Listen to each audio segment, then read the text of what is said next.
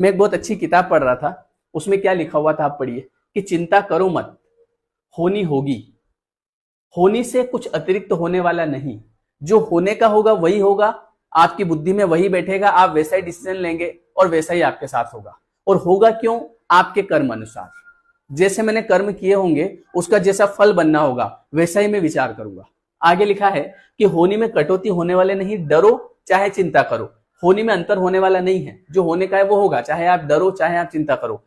चिंता करना व्यर्थ है, डरना व्यर्थ है, समझ सको तो समझो। अब आगे की लाइन सुनना, समझ सको तो समझो किंतु होने के बिना समझ सकोगे भी नहीं।